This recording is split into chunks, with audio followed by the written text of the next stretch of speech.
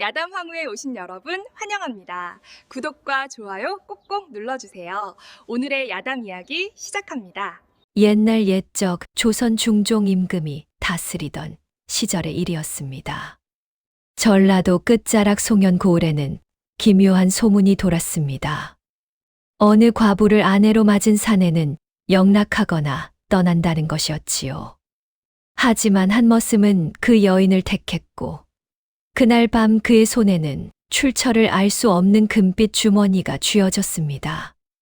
이것은 새 가을이 흘러도 굶주림이 가시지 않던 흉년에 한 어리석은 머슴과 저주받았다고 소문난 과부가 만들어 낸 기적 같은 이야기입니다. 하늘은 비를 내리지 않았고 땅은 곡식을 내어주지 않았던 그 시절 송현고을의 백성들은 나무 껍질과 풀뿌리로 연명하며 내일을 기약할 수 없었습니다. 첫 해에는 곡간에 쌓인 것으로 버텼고 둘째 해에는 씨앗까지 까먹었으며 셋째 해가 되자 사람들의 눈빛에서 생기가 사라졌지요. 그 고을에 복만이라는 머슴이 살았습니다. 26의 나이, 양반가의 삭슬 주고 몸을 맡긴 처지였지요. 그의 피부는 햇볕에 검게 그을렸고 손에는 쟁기를 잡느라 굳은 살이 박혀 있었습니다. 듬직한 체구에 어눌해 보이는 말투였으나 속정은 깊고 성실하기 그지없었습니다. 새벽같이 일어나 밤늦도록 일했지만 불평 한마디 없는 사내였지요. 복만의 주인은 이참봉이라는 탐욕스러운 지주였습니다. 60이 넘은 나이에도 욕심은 끝이 없었지요. 흉년에도 백성들에게 빚을 내주며 이자를 챙겼고 갚지 못하면 땅을 빼앗았습니다. 복만을 하찮은 짐승만도 못하게 여겼고 밥을 주면서도 마치 은혜를 베푸는 듯 굴었지요. 복만이 유일하게 마음을 터놓는 이는 같은 멋은 칠돌뿐이었습니다. 칠돌은 복만보다 5살 아래였으나 세상 돌아가는 이치를 빨리 깨우친 영리한 사내였습니다. 어느 날 저녁 일을 마치고 돌아온 칠돌이 복만에게 낮게 속삭였습니다. 복만이 형님 빌었소. 이번엔 송서방이 죽었다지 않소. 송서방이라면 연화를 아내로 맞았던 그 양반 말이오? 복만이 놀라 물었습니다. 그렇소.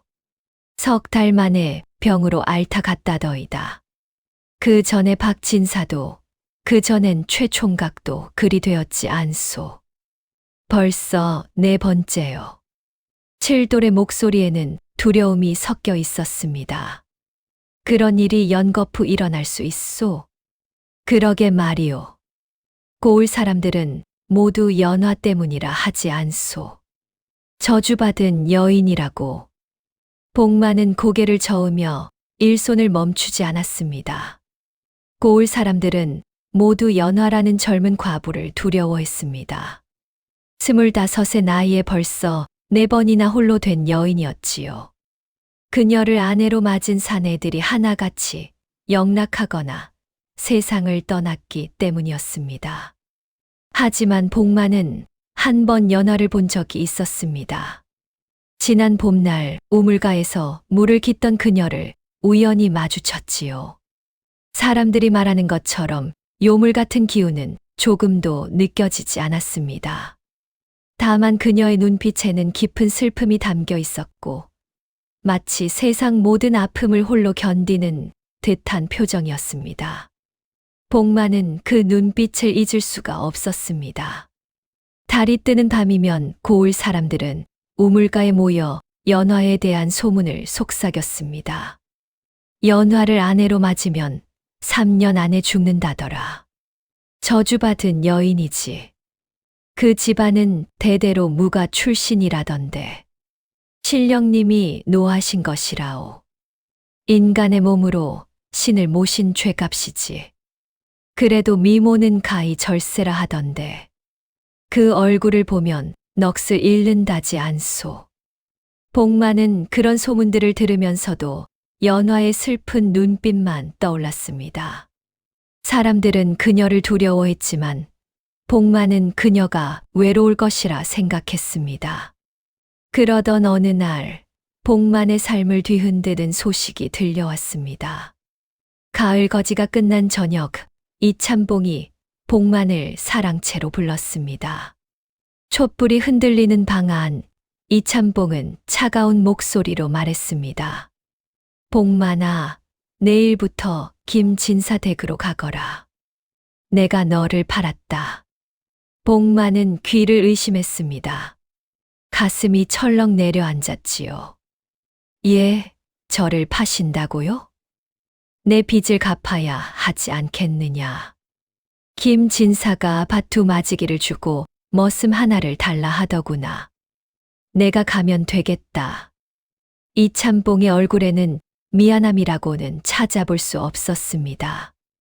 마치 소나 말을 파는 것처럼 담담했지요. 주인 어른, 소인을 거두어 주신 은혜는 잊지 않았사옵니다만 쓸데없는 소리 말거라. 내일 아침 일찍 떠나도록 하여라. 복만의 마음은 무너져 내렸습니다. 김진사는 사람을 짐승처럼 부리기로 악명 높은 자였습니다. 그곳에 팔려가면 평생 노비나 다름없는 삶을 살게 될 것이었지요. 매를 맞아 죽는 머슴도 있다는 소문이었습니다. 그날 밤 복만은 잠을 이룰 수 없었습니다. 허름한 행랑채 방에 홀로 누워 천장을 바라보았습니다. 달빛이 창문 틈으로 스며들어 방 안을 희미하게 비췄습니다. 도망칠까 아니면 운명에 순응할까? 복만의 머릿속은 복잡했습니다. 도망치면 도망노비가 되어 평생 쫓기며 살아야 했고, 순응하면 짐승 같은 삶을 살아야 했습니다. 문득 연화의 얼굴이 떠올랐습니다. 그녀 역시 운명에 순응하며 외롭게 살아가고 있지 않습니까? 그 슬픈 눈빛, 그 외로운 뒷모습. 복만은 이상한 용기가 솟아났습니다. 어차피 버릴 목숨, 한번 진심을 따라 살아보면 어떨까? 복만은 평생 모은 돈을 천에 싸서 품에 넣었습니다. 은전 10단량, 그것이 그가 가진 전 재산이었습니다. 10해를 일해서 모은 돈이었지요. 그리고 달빛을 따라 걷기 시작했습니다. 밤길은 고요했습니다. 개구리 소리와 귀뚜라미 울음만이 정막을 깼습니다. 바람이 불 때마다 나무잎이 바스락거렸고 복만의 심장은 빠르게 뛰었습니다. 연화가 사는 초가집은 마을 끝자락에 있었습니다. 다른 집들과 떨어져 홀로 서 있는 작은 집이었지요. 사람들이 그녀를 피했기에 자연스레 외딴 곳에 살게 된 것이었습니다. 복만은 떨리는 손으로 문을 두드렸습니다. 한참을 기다렸습니다. 안에서 인기척이 들리고 맑은 목소리가 들려왔습니다. 누구십니까? 저는 이참봉댁 머슴 복만이라 하옵니다. 문이 천천히 열렸습니다. 연화가 모습을 드러냈습니다. 달빛 아래 그녀의 얼굴은 놀랍도록 고요했습니다. 놀라는 기색도 없이 복만을 바라보았지요. 마치 그가 올 줄 알았다는 듯한 표정이었습니다. 연화는 흰 저고리에 쪽빛 치마를 입고 있었습니다. 긴 머리를 뒤로 넘긴 모습이 달빛에 비쳐 신비로웠습니다. 사람들이 절세미인이라 하던 말이 과장이 아니었습니다. 한밤중에 무슨 일로 오셨나이까? 연화가 조용히 물었습니다. 그 말투에는 인간과는 다른 신비로움이 스며 있었습니다. 복만은 떨리는 목소리로 말했습니다. 정녕 이 몸을 데려가고자 하십니까? 연화가 먼저 물었습니다. 복만은 놀랐습니다. 그녀가 어찌 자신의 마음을 알았단 말입니까? 소인은 내일이면 다른 곳에 팔려갈 몸이옵니다. 가진 것은 없으나 이 진심 하나만은 참되옵니다. 부인을 아내로 맞아 평생 지키고 싶사옵니다. 복만의 목소리는 떨렸지만 진심이 가득했습니다. 연화는 한참을 복만을 바라보았습니다. 그녀의 눈에 눈물이 맺혔습니다. 달빛에 비친 그 눈물이 은빛처럼 반짝였지요. 저주받은 이 몸을 진심으로 원하시는 분은 그대가 처음이옵니다. 연화의 목소리가 떨렸습니다. 다른 이들은 모두 소첩의 얼굴만 보았지요. 하나 그대는 소첩의 마음을 보았나이다.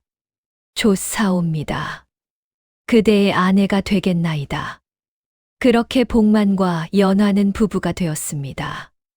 간소한 혼례였지만 두 사람의 마음은 진실했습니다. 하지만 현실은 냉혹했습니다. 복만은 이참봉 댁을 떠나 연화와 함께 작은 움막에서 살게 되었습니다. 마을 사람들의 시선은 차갑기만 했지요. 가진 돈은 한 달 만에 바닥이 났고 흉년은 여전히 계속되었습니다.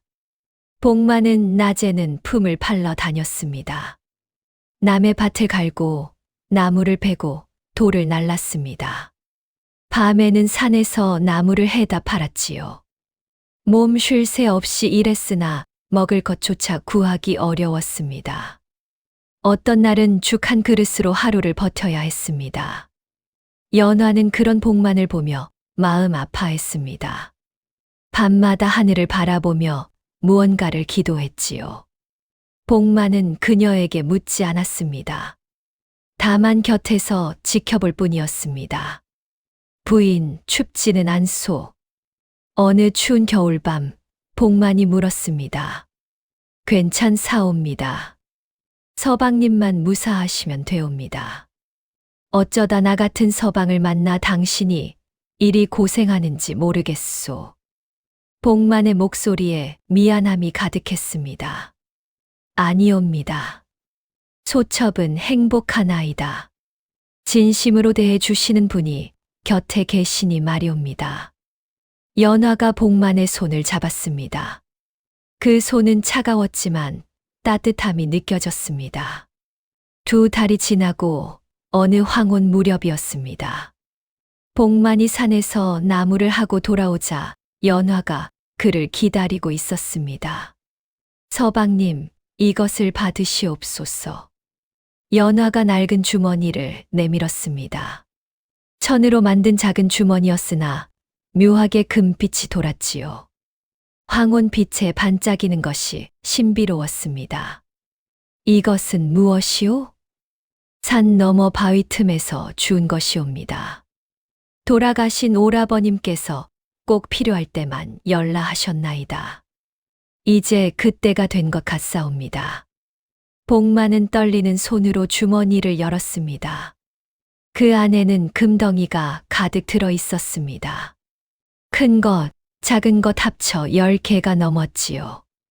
복만의 눈이 휘둥그레졌습니다. 이것이 어찌 된 일이오? 이렇게 많은 금이. 묻지 마시옵소서. 다만 이것으로 우리의 삶을 일으키시옵소서. 그것이 오라버님의 뜻이셨나이다.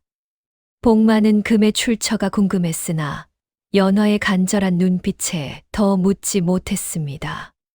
그저 고개를 끄덕일 뿐이었지요. 다음 날 아침 복만은 금 한 덩이를 가지고 이참봉을 찾아갔습니다. 이것으로 소인의 몸값을 치르고 싶사옵니다. 복만이 금을 내밀었습니다. 이참봉은 금을 보자 눈이 번쩍 뜨였습니다. 탐욕스러운 눈빛으로 금을 살펴보더니 곧바로 말했습니다. 좋다. 내 몸값은 이것으로 충분하다.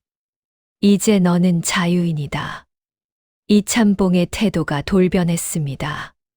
그제야 복만을 사람 대접하는 것 같았지요. 복만은 남은 금으로 작은 장사를 시작했습니다. 먼저 곡식을 사서 굶주린 이들에게 팔았습니다. 정직하게 장사했고 값을 속이지 않았지요. 그러자 사람들이 믿고 찾아왔습니다. 한 달이 지나자 이익이 생겼습니다. 복만은 그 돈으로 포목을 사서 장터에 내다 팔았습니다. 장사는 점점 번창했고 석 달이 지나자 복만과 연화의 삶은 완전히 달라졌습니다. 움막에서 벗어나 기와집에 살게 되었고 끼니를 걱정하지 않아도 되었습니다. 따뜻한 옷을 입을 수 있게 되었고 밤에는 기름을 아끼지 않고 등불을 켤 수 있었지요. 복만은 연화를 향한 마음이 날로 깊어졌습니다. 연화 역시 복만을 진심으로 따랐지요. 저녁이면 두 사람은 마당에 앉아 달을 바라보며 이야기를 나누었습니다. 하지만 연화의 얼굴에는 늘 그리움 어린 그림자가 드리워져 있었습니다. 웃을 때도 눈빛 깊은 곳에는 슬픔이 남아 있었지요. 무슨 걱정이 있으시오? 어느 날 밤 복만이 물었습니다. 아니옵니다. 다만 서방님께 짐이 될까 두렵사옵니다. 부인은 내게 짐이 아니라 복이요. 당신이 없었다면 지금의 나도 없소. 복만이 연화의 손을 꼭 잡았습니다. 연화의 눈에 눈물이 맺혔습니다. 고맙사옵니다. 서방님의 진심이 소첩을 살게 하나이다. 그 무렵 송연 고을의 괴질이 돌기 시작했습니다. 사람들이 갑자기 열이 나고 쓰러지는 병이었지요. 온몸에 붉은 반점이 돋고 기침이 멈추지 않았습니다. 약을 써도 낫지 않고 무당을 불러도 소용이 없었습니다. 열흘 만에 5명이 죽었고 한 달이 지나자 20명이 넘는 이가 목숨을 잃었습니다. 고을은 공포에 휩싸였지요. 연화 역시 기운을 잃고 자리에 누웠습니다.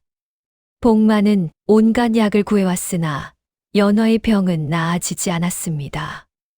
의원을 불렀지만 고개를 저을 뿐이었습니다. 저주받은 여인 때문에 고을에 재앙이 내렸다. 연화를 내쫓아야 한다. 금 주머니도 요사한 것이다. 고을 사람들이 수군거렸습니다. 복만은 그런 말들을 듣고도 연화 곁을 떠나지 않았습니다. 밤낮으로 그녀를 간호했지요. 어느 날 밤 복만은 연화를 돌보다가 그녀의 베개 밑에서 낡은 부적 한 장을 발견했습니다. 누런 종이에 붉은 글씨로 쓰인 부적이었지요. 부적에는 이렇게 적혀 있었습니다. 산신연을 지닌 자, 인연을 맺으면 복을 얻고 인연이 끊기면 재앙이 오리라. 복만의 가슴이 철렁했습니다. 연화에게 숨겨진 비밀이 있다는 것을 직감했지요. 그녀가 보통 사람이 아닐지도 모른다는 생각이 들었습니다. 복만은 밤새 고민했습니다. 연화가 사람이 아닐지도 모른다는 생각, 그녀와의 인연이 저주일지도 모른다는 두려움이 엄습했습니다. 하지만 복만의 마음은 곧 결의가 굳어졌습니다. 사람이든 아니든 내 아내요. 지켜야 할 인연이요. 복만이 중얼거렸습니다. 그의 눈빛에는 흔들림이 없었습니다. 닷새가 지나고 연화가 간신히 깨어났습니다. 그녀는 여위였지만 눈빛만은 또렷했습니다. 복만의 손을 잡으며 떨리는 목소리로 말했습니다. 서방님, 이제 진실을 말씀드려야겠나이다. 무슨 말씀이요? 소첩의 본래 이름은 연월이옵니다. 소첩은 산신을 모시던 무가 출신이었나이다. 연화가, 아니 연월이 눈물을 흘리며 고백했습니다. 소첩의 가문은 대대로 산신을 모셨사옵니다. 조부님 때부터 이어진 일이었지요. 하나 사람들의 탐욕이 너무 커져 신령께서 노하셨고 가문은 몰락하고 말았나이다. 부모님은 일찍 돌아가셨고 오라버님만이 소첩을 받아주셨나이다. 연월의 목소리는 슬픔으로 가득했습니다. 오라버님은 소첩을 위해 산신께 기도했고 신령께서는 이 금 주머니를 내려주셨나이다. 진심을 가진 자에게만 복을 내리는 신물이라 하셨지요. 하나 오라버님마저 일찍 세상을 드셨고 소첩은 홀로 남게 되었나이다. 그렇다면 그 금 주머니는 산신께서 내리신 것이옵니다. 진심을 가진 자에게만 복을 내리는 것이라 하셨나이다. 하나 소첩과 인연을 맺은 이들은 욕심이 많아 금을 탐했고 그 죄로 벌을 받았나이다. 복만은 그제야 모든 것을 이해했습니다. 연호를 아내로 맞았던 사내들은 그녀를 사랑한 것이 아니라 금 주머니를 탐냈던 것이지요. 그래서 신령의 노여움을 사서 재앙을 맞았던 것입니다. 하나 서방님은 달랐나이다. 금을 탐하지 않고 소첩을 진심으로 대해 주셨지요. 금이 있는 줄도 모르고 소첩을 택하셨나이다. 그래서 신령께서 복을 내리신 것이옵니다. 연월의 고백을 들은 복만의 마음은 더욱 굳건해졌습니다. 그렇다면 더욱 당신을 지켜야겠소. 신령께서 맺어 주신 인연이 아니오. 복만이 연월의 손을 더욱 꼭 잡았습니다. 하지만 고을 사람들은 연월의 정체를 알게 되자 더욱 분노했습니다. 소문이 퍼지는 것은 순식간이었지요. 요물을 고을에서 내쫓아야 한다. 금 주머니는 요사한 것이니 불태워야 한다. 복만도 요물에게 홀렸다. 어느 날 밤 사람들이 횃불을 들고 복만의 집으로 몰려왔습니다. 30명이 넘는 인파였습니다. 복만은 연월을 감싸며 대문 앞에 섰습니다. 물러들 가시오. 내 아내는 요물이 아니오. 복만이 소리쳤습니다. 내 놈도 요물에게 홀린 것이다. 금을 내놓아라. 그 여자를 내쫓아야 한다. 사람들이 집으로 밀고 들어오려 했습니다. 복만은 양팔을 벌려 그들을 막았습니다. 안 돼요. 나는 내 아내를 지킬 것이오. 그 순간 복만은 연월을 더욱 꼭 껴안으며 하늘을 향해 소리쳤습니다. 그대는 나의 복이요. 금이 아니라 그대가 내 삶을 바꾸었소. 그 어떤 것도 우리를 갈라놓을 수 없소. 내 목숨을 거두어 가실지언정 이 인연만은 지키겠소. 복만의 진심이 하늘에 닿는 순간이었습니다. 갑자기 눈부신 바람이 일어나며 사람들을 멈춰 세웠습니다. 횃불이 모두 꺼졌고 사방이 어두워졌지요. 하늘에서 빛이 내려오더니 한 노인의 모습이 나타났습니다. 흰 수염에 도포를 입은 노인, 산신령이었습니다. 그대의 마음이 참됨을 보았노라. 산신의 목소리가 천둥처럼 울려 퍼졌습니다. 사람들은 모두 땅에 엎드렸지요. 연월의 연을 지키려는 그대의 진심, 참으로 귀하도다. 마지막으로 그대의 마음을 시험하리라. 산신이 손을 들자 두 개의 빛이 나타났습니다. 하나는 금빛, 하나는 은빛이었지요. 연월을 택하면 가난해질 것이요. 금을 택하면 부자가 되되 연월을 이르리라. 무엇을 택하겠는가? 복만은 한치의 망설임도 없이 대답했습니다. 소인은 연월을 택하겠사옵니다. 금은 없어도 되나 그녀 없인 살 수 없사옵니다. 가난해도 좋고 천대받아도 좋사옵니다. 다만 그녀와 함께할 수 있다면 말이옵니다. 산신이 만족스러운 미소를 지었습니다. 참된 마음이로다. 그대의 진심이 연월을 구하고 이 고을을 구하리라. 산신이 손을 들자 신비로운 빛이 사방으로 퍼져나갔습니다. 그 빛은 고을 구석구석을 비췄습니다. 이 고을의 괴질은 사람들의 탐욕이 불러온 것이니라. 서로를 시기하고 욕심을 부린 죄로 하늘이 벌을 내린 것이라. 이웃의 것을 탐하고 가난한 이를 업신여기고 약한 이를 괴롭힌 죄값이지. 하나 복만의 진심을 보았으니 이제 재앙을 거두리라. 빛이 사라지자 괴질로 앓던 사람들이 하나둘 일어났습니다. 기침이 멈추고 열이 내렸지요. 기적이었습니다. 그리고 금 주머니는 진심을 가진 자에게만 복을 내리는 신물이니라. 연어를 진심으로 사랑하는 자에게만 그 힘이 발휘되리라. 탐욕으로 금을 취하려는 자에게는 재앙이 내릴 것이요. 사랑으로 인연을 지키는 자에게는 복이 내리리라. 산신이 마지막으로 말했습니다. 복만이여, 그대의 마음을 잊지 말지어다.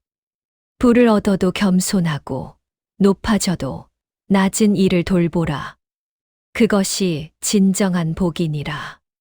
산신의 모습이 사라지고 고을은 다시 고요해졌습니다. 달빛이 밝게 세상을 비췄습니다. 사람들은 그제야 자신들의 잘못을 깨달았습니다. 땅에 엎드려 복만과 연월에게 사죄했지요. 죄송하오. 우리가 부인을 오해했소. 용서하시오. 우리가 탐욕에 눈이 멀었소. 고을 사람들이 하나둘 무릎을 꿇었습니다. 복만과 연월은 그들을 용서했습니다. 원망하지 않고 따뜻하게 받아들였지요. 그 후로 복만은 금 주머니의 힘으로 큰 상단을 꾸렸습니다. 곡식 장사에서 시작해 포목 장사, 소금 장사까지 손을 뻗쳤지요. 하지만 그는 탐욕을 부리지 않았습니다. 가난한 이들에게는 곡식을 헐값에 팔았고 굶주린 이들에게는 공짜로 나눠 주었습니다. 품삯을 후하게 주었고 머슴들을 가족처럼 대했지요. 그러자 사람들이 더욱 복만을 믿고 따랐습니다. 연월 역시 본래의 밝은 기운을 되찾았습니다. 더 이상 저주받은 과부가 아니라 고을 사람들의 존경을 받는 부인이 되었습니다. 병든 이를 돌보고 가난한 이를 도왔지요. 세월이 흘러 복만과 연월은 백발이 되었습니다. 그들에게는 자식도 생겼고 손주도 생겼지요. 아들 둘, 딸 하나를 두었고 손주는 7이나 되었습니다. 행복한 삶이었습니다. 복만이 75의 나이로 세상을 떠나기 전날 밤 연월에게 말했습니다. 당신을 만난 것이 내 평생 최고의 복이었소. 금도 부도 아니었소. 당신과 함께한 매일이 복이었소. 저야말로 서방님 덕에 진정한 행복을 알았나이다. 서방님은 소첩을 사람으로 대해 주신 첫 번째 분이셨나이다. 두 사람은 손을 꼭 잡고 달을 바라보았습니다. 그 밤 금빛 주머니가 마지막으로 은은하게 빛났습니다. 100년이 흘러도 송연 고을에는 복만과 연월의 이야기가 전해졌습니다. 할머니들은 손주들에게 이 이야기를 들려주었고 어른들은 젊은이들에게 교훈으로 삼으라 했지요. 옛말에 이르기를 진심으로 맺은 인연은 금보다 귀하며 탐욕은 재앙을 부르고 사랑은 복을 이끈다 하였습니다. 세상에는 많은 보물이 있습니다. 금도 있고 은도 있고 보석도 있지요. 하지만 그 어떤 보물도 진심 어린 사랑만큼 귀한 것은 없습니다. 복만이 가진 10단량의 은전은 적은 돈이었으나 그 안에 담긴 진심은 1000냥 금보다 귀했습니다. 여러분도 기억하시기 바랍니다. 사람을 대할 때는 그가 가진 것을 보지 말고 그의 마음을 보십시오. 탐욕으로 얻은 부는 언젠가 재앙이 되어 돌아오지만 진심으로 맺은 인연은 평생의 복이 된다는 것을 말이지요. 달빛 아래 금빛 주머니는 오늘도 조용히 그 교훈을 품고 있습니다. 진심을 가진 이에게만 복을 내리고 탐욕을 가진 이에게는 경고를 보내면서 말입니다. 다음 영상을 빠르게 만나보시려면 좋아요와 구독을 눌러주세요. 그럼 더 재미있는 영상으로 찾아뵙겠습니다. 좋아요 한번 눌러주세요. 모두 행복한 하루 보내세요.